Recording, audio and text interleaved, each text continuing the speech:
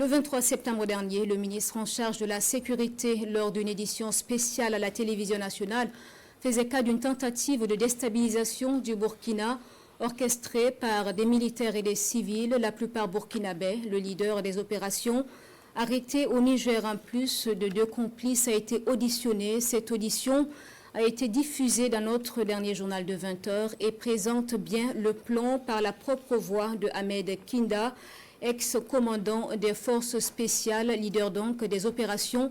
Nous revenons à un reportage sur l'actualité avec Draman Guéni. Tentative de déstabilisation du Burkina, le premier épisode des pièces à conviction dévoile le plan funeste. L'audition du commandant Ahmed Kinda, l'ex-commandant des forces spéciales burkinabais. Je suis le commandant Kinda Ahmed, ex-commandant des forces spéciales.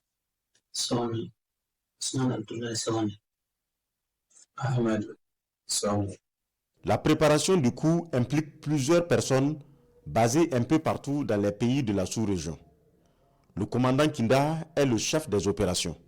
C'est lui qui doit mobiliser l'armement et les combattants nécessaires. La mission l'amène à la frontière Bénin-Niger avec 2 autres pisteurs. Les 3 combattants ne pourront pas se rencontrer. Ils sont tombés dans les mailles de la police nigérienne. Le plan vient d'être déjoué. J'ai été interpellé à la gare Rimbaud, à Niamey. C'était le vendredi 30 août 2024. Dès qu'on a quitté Malamville, on a franchi le fleuve. On a pris un cas Misa Transport. Et dès le premier arrêt, il y a eu des difficultés. J'ai réussi à gérer. Et c'est ainsi que les choses se sont déroulées jusqu'on arrive à l'entrée de Niamey, où les 2 ont été interpellés par la police. Dans son témoignage, Ahmed Kinda parle de ses besoins pour le succès de l'opération. Combattants et équipements, tout doit venir d'ailleurs. Pour ce projet, nous avons fait appel à des mercenaires à travers Bari Abdoulaye. Ce sont des Centrafricains. Et moi, j'ai demandé le volume d'une compagnie, notamment 150 personnes, toutes dotées de AK-47. Un armement collectif, j'ai demandé 10 PKMS, 10 RPG-7, 4 mortiers. À cette étape du témoignage, 4 complices sont nommément cités, 2 militaires et 2 journalistes.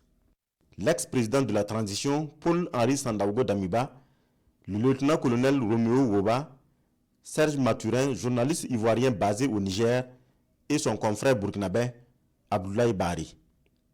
Certains pour faciliter la livraison d'armes et d'autres détenteurs des cordons de la bourse. J'ai fait le compte rendu au Damiba, le compte rendu au colonel Woba, le compte rendu au civil.